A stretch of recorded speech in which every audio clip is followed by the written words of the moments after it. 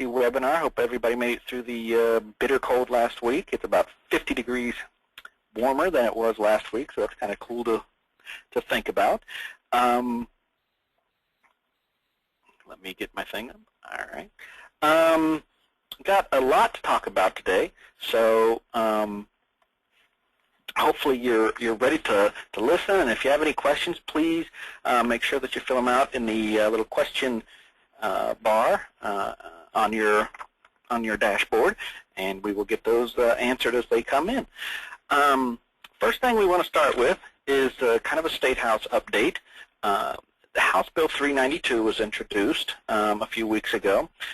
Basically, what it is, Representative Stenziano from here in Columbus introduced the bill to give young people who are drinking underage, and perhaps they've been drinking with friends and those types of situations. The friend has some kind of distressful situation where there may be some health issues that are happening because of the over drinking. This would actually give the person, the other young person, the opportunity to call authorities, call EMTs, whatever you need to, or take them into an emergency room without fear of getting busted for underage drinking.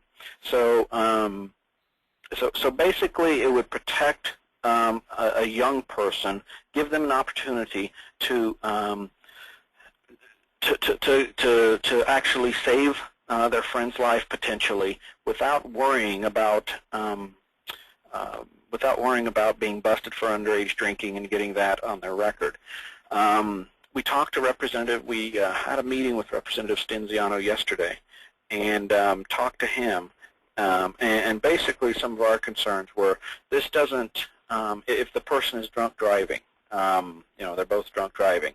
Does it then take away the drunk driving issue? And no, it just applies to kind of an underage drinking piece of that they wouldn't be busted for that. Any other criminal components that might be added, they would absolutely be up for, but it would take away getting busted for underage drinking. Would really love to know what your ideas on that are. I know that some colleges have already adopted this on their campuses. University of Toledo has this rule on their campus, and he's just trying to make it more statewide. So we would really like to know how you feel about this, what your concerns would be, because he really would like, Representative Stenziano would really like our support of this bill. And at this point, we think it's a pretty good bill because it does give a young person an opportunity to save a life and not lose someone to alcohol poisoning or whatever else. So would really love to know that. Email me after this so I can get your feedback and get any concerns or any support that you might have for this. Some other things that are going on. There's a ton of opiate bills that are going through. Again, these are bills that have gone that are coming from that task force, that little group that Representative Sprague had set up in the summer to talk to communities, to hold town hall meetings about opiates in neighborhoods. And there's probably 12 or 15 that have come from this already. Another one was actually introduced this week. It was House. I mean, it's a pretty minor bill, but it's House Bill 399, which would designate the first Friday of May as Prescription Drug Abuse Awareness Day. So that's a pretty minor bill. There's all kinds of days all over the place. But two of the bills that are really getting some push are House Bill 314, which is the minor prescription bill introduced by Nan Baker, and the House Bill 332 pain medication bill, which comes from Lynn Watchman and Nikki Antonio. House Bill 314 is that a young person would have to have parents' consent before a doctor could prescribe opiates to them. Sounds like a somewhat minor, bill. However, this has brought up an awful lot of controversy, especially around the Children's Hospital Association. They've actually had, this is the third version of the bill that's been heard just by subcommittee. It hasn't even passed out of the subcommittee. So, but what happened, they put changes in that included parents' consent only on the first opiate prescription and the easing of discipline on physicians. So instead of getting your license taken away on the first try, or on the first, I guess, offense, there would be a $20,000 fine, and it would postpone the revocation of a prescriber's license until the second violation. The concerns there, we talked to the lobbyist, used to work with her, from the Children's Hospital Association, and their concern was if a parent has some kind of addiction issues and are stealing their own kids' medications, which is, I guess, happens sometimes, they didn't want to feed the parent's addiction without, maybe the child is going in and wanting the prescription for whatever pain and is fearful of his or her mom and dad taking this to feed their own addiction. So another amendment that was added to the bill was that the physician would be able to work with a local children's service agency if it would serve in the best interest of the child. If the child says, you know what, my parent, has issues with opiates or whatever, and I'm fearful that these are not going to be for me, but for mom or dad, then the physician could actually work with the Franklin County, Hamilton County, whatever children's service agency that the physician is in, and would be able to work with them on getting this child a prescription for opiates.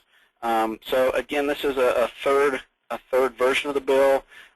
It is in our talks with Representative Stingiano yesterday. He was quite surprised over how much controversy this bill has gotten.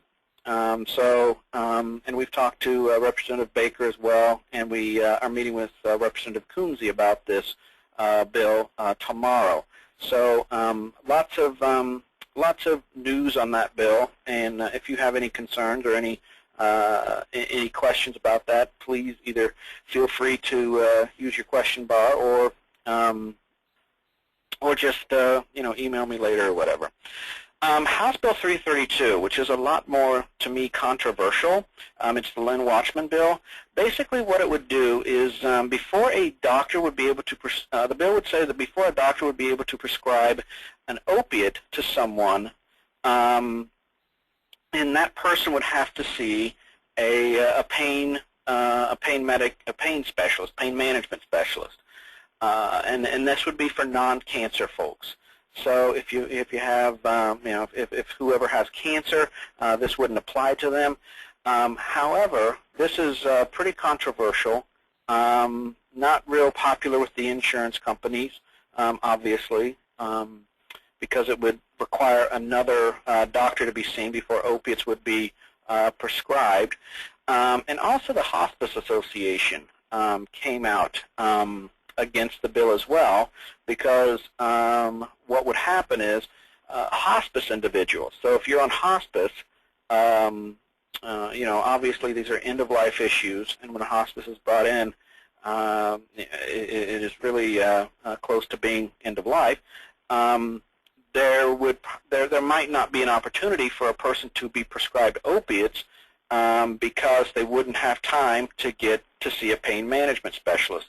So they're very much against this bill, and the Hospice Association is actually working with Representative Watchman and Representative Antonio to make some changes.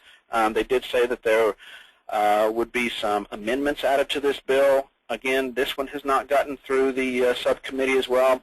And the way this works, subcommittees are kind of extra special little additions, and since there were so many bills about opiates, this Opiate Addiction Treatment and Reform Subcommittee was formed to weed through all of these types of arguments and not hog up the the main committee's entire schedule. So these have not passed through subcommittee. If they get through subcommittee, then they'd have to go through regular committee, and all this debate would start over again. So they're trying to weed these out, separate the wheat from the shaft, if you will. And I haven't used that phrase since my ministry days, I guess. So they're trying to knock out the ones that are really going to make a difference and not take up so much of the main committee's time.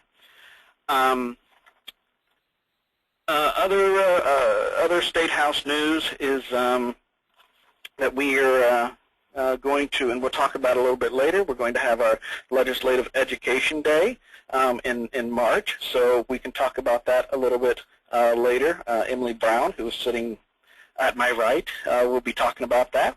Going on to marijuana news.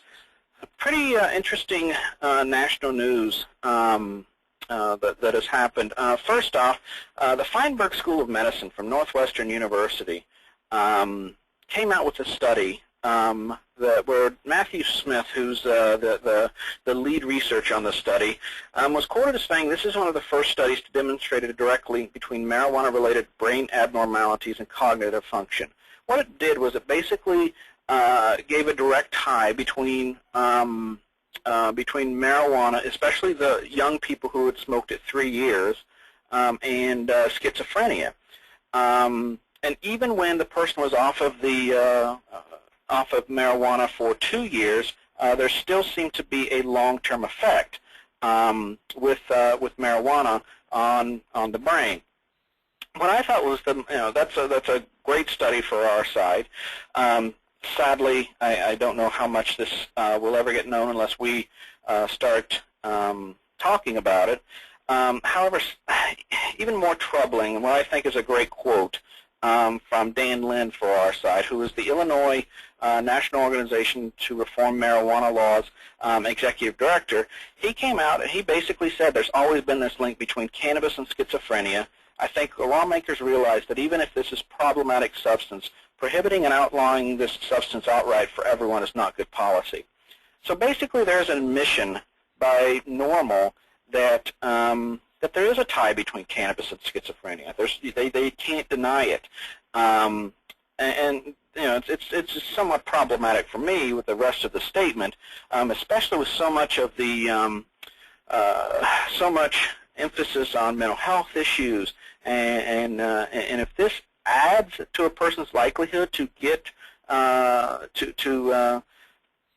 guess to get a mental health issue in his or her life, then this is really, really troubling and something that really needs to be out there with folks.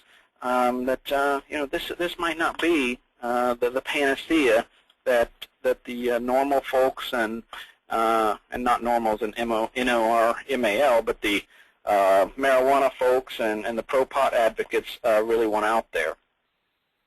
The other thing that came out, it came from the it came from SAMHSA and also the National Conference of State Legislators.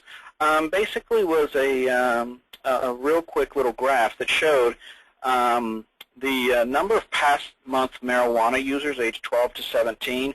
And if you look on the graph that I have that they released, that I have on the screen right now, you can see that the states that already have medical marijuana programs also lead the nation in the teen marijuana use, age 12 to 17.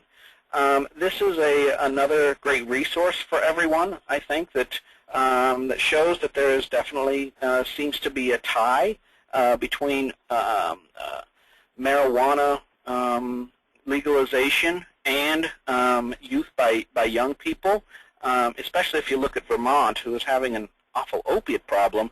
You can see that their marijuana use is also somewhere near 14% for the kids surveyed ages 12 to 17. This is a fantastic resource that we can send out to everybody. We can put on our website to help you in your talks with reporters, and your talks with folks in your coalition, perhaps in your community, to show we don't need this for our kids. With the Monitoring the Future study that showed that the perception of harm from marijuana was really, really down, this is another tie that legalizing marijuana is not the best policy for our young people.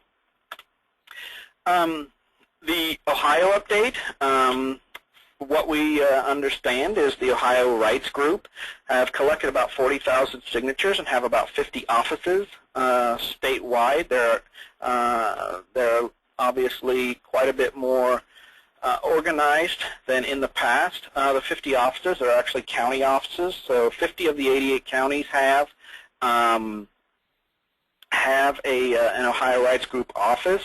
They are looking to hire signature gatherers. They came out with that soon after the new year. And yesterday they went to a place called ATEX. It's an ATEX group.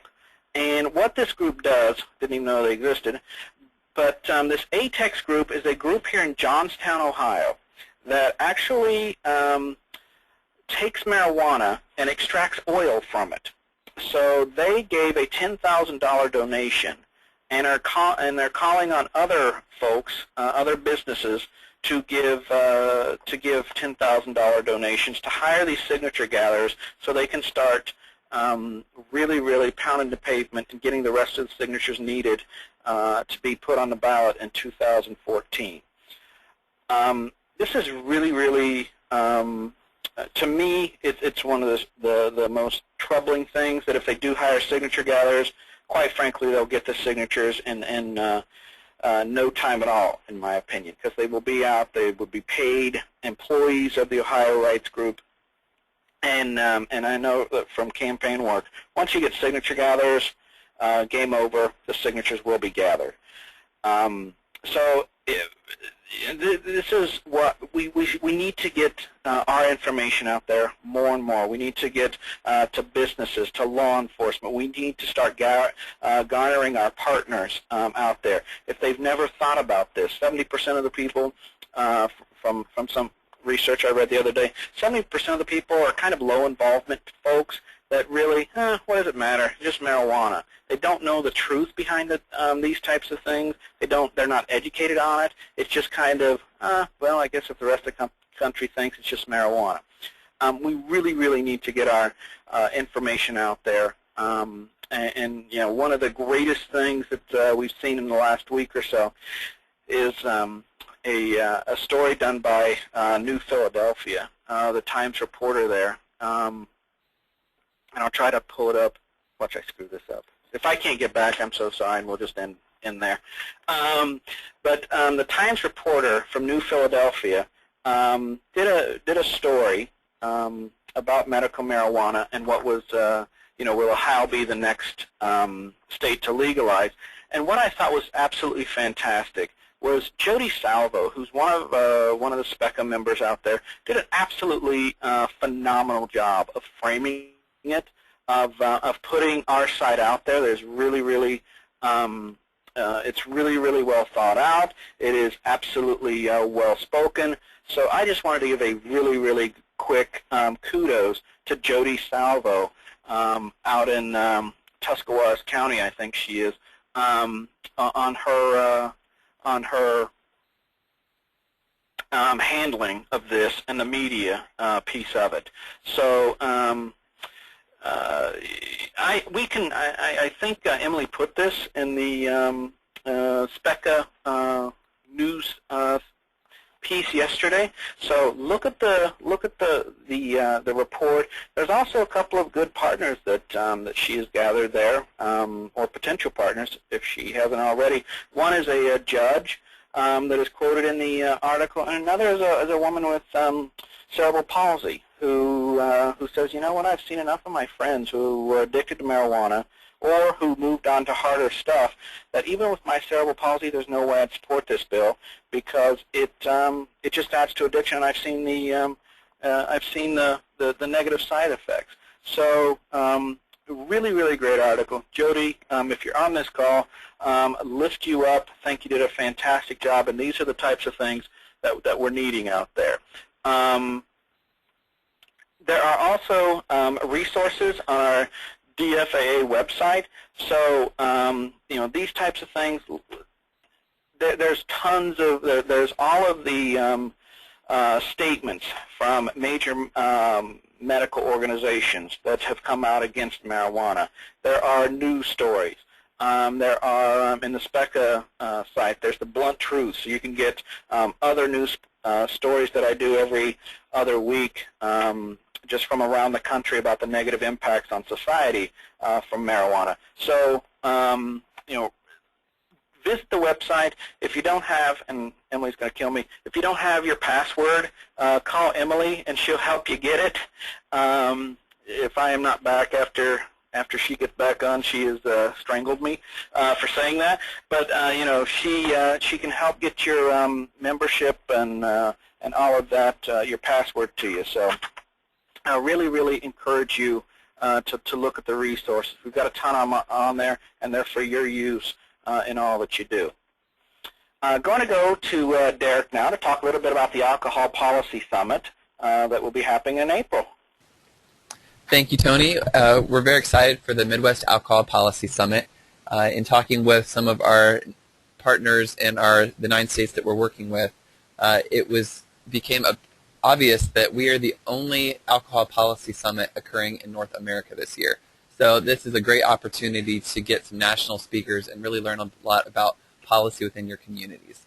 On April 1st, it is our pre-conference, and the focus for the pre-conference is looking at alcohol policy within colleges and law enforcement.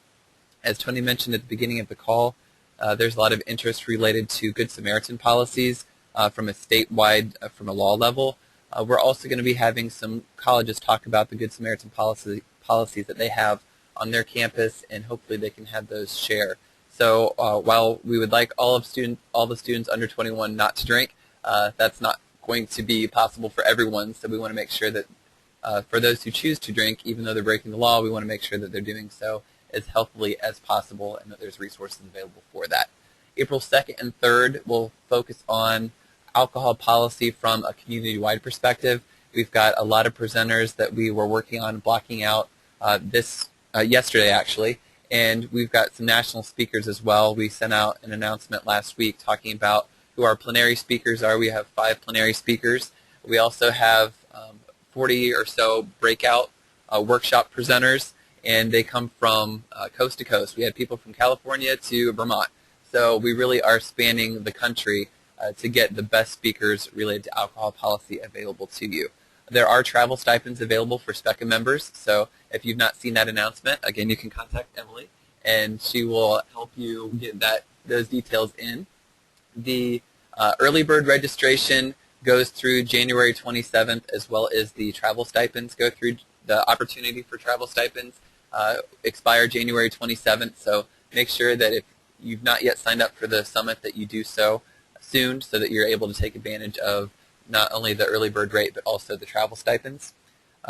The travel or the rate for early bird is only $50 for the pre-conference day and $100 for the 2-day conference. So we wanted to make it affordable for everyone to be able to come, and this will really be a great conference that you can come to, get speakers from across the nation, and really learn about policy in a variety of different ways, whether it's big policy from looking at changing state law or local agreements within your community. Policy spans a pretty broad spectrum, and we want to make sure that we empower our Ohio communities with all the resources available throughout the nation. So if you have questions about the Alcohol Policy Summit, please feel free to contact me here at Drug Free Action Alliance, or you can also email me at dlongmire@drugfreeactionalliance.org. Back to you, Tony. Excellent. Thank you so much. We just picked Emily up off the ground after passing out, so we'll wave the fan in front of her, and she's going to talk a little bit about CADCA. If any of you are going to CADCA, the National Forum, February, I think it's 3rd through the 6th, she's got some information that will be able to help you.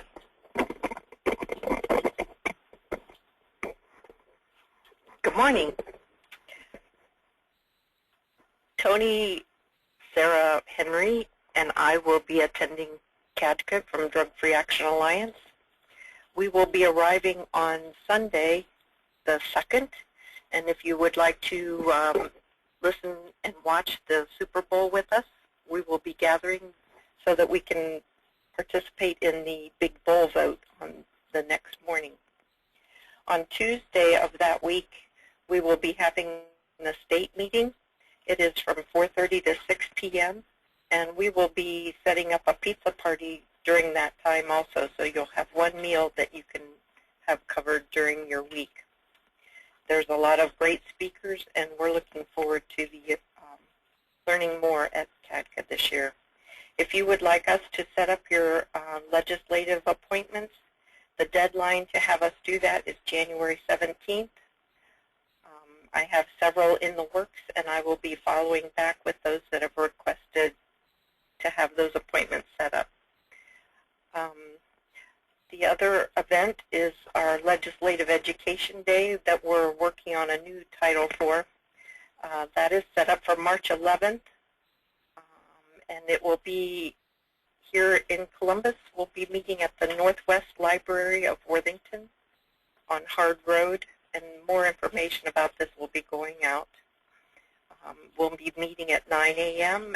We're trying to get a national speaker in to help us with our advocacy efforts, and we have a charter bus arranged that will pick us up at the library and take us downtown. Lunch will be provided, and then we will go through the day with our meetings and then come back to the library to take you back to your cars. If you have any further questions on CADCA or the March 11th event, please feel free to contact me, or we'll be sending out further information here in the next few days. Thanks so much. Thanks, Emily. That was fantastic. Basically, if you have any questions at all, including the meaning of life, I think Emily takes care of them for us. So thank you, Emily. We hope to see everybody at CADCA. The state meeting, I think, will be valuable on Tuesday before the Capitol Hill Day, and we encourage everybody to come to that, even if it's just a great time to meet with other coalition members and get some ideas. Hopefully we're going to have some handouts too as well, and some talking points, so that that might be able to help you in your conversations, and go over that these people are just, they put on their pants the same way that we do, these legislators. So, let's not get nervous. You're the expert in your area, and they really do need to hear from you. So hopefully we see you out at CADCA in the first week of February.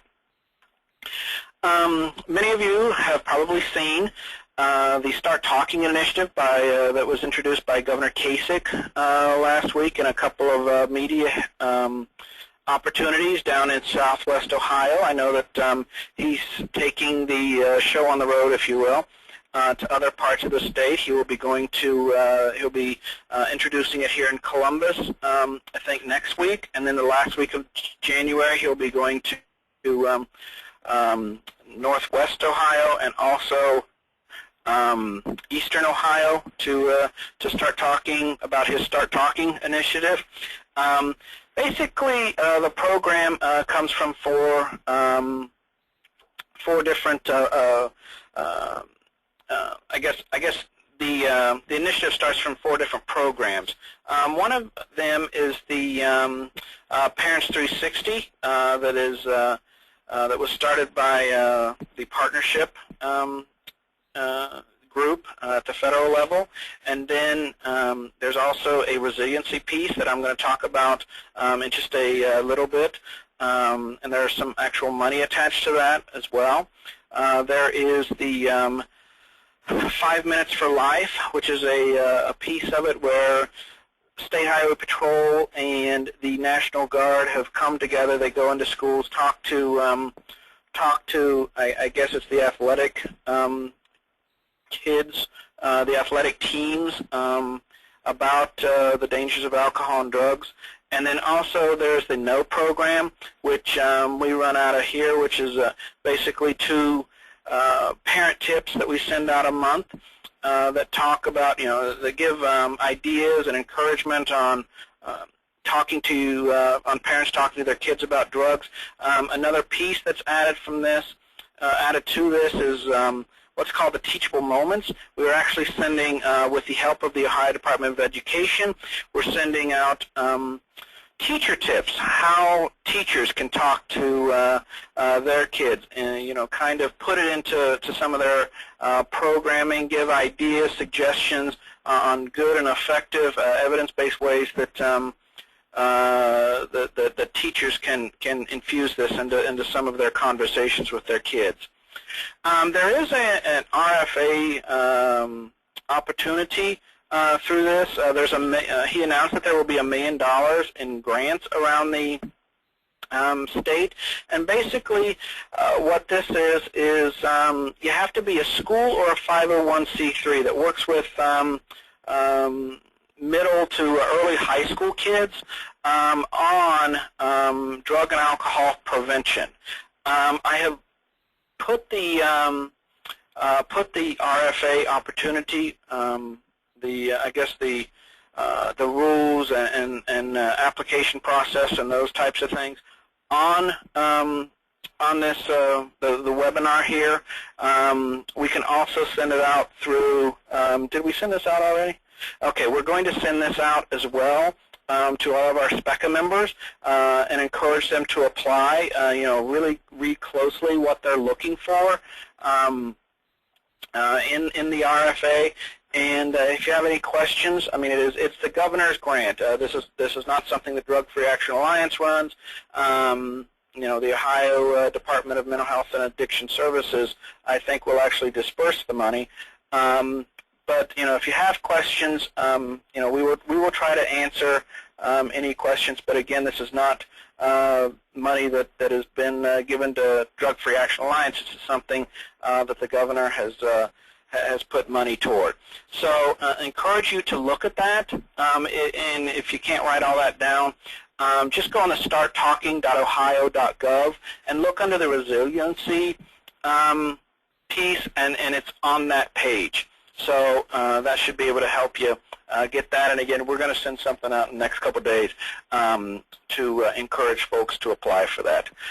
Didn't know if anybody had any questions.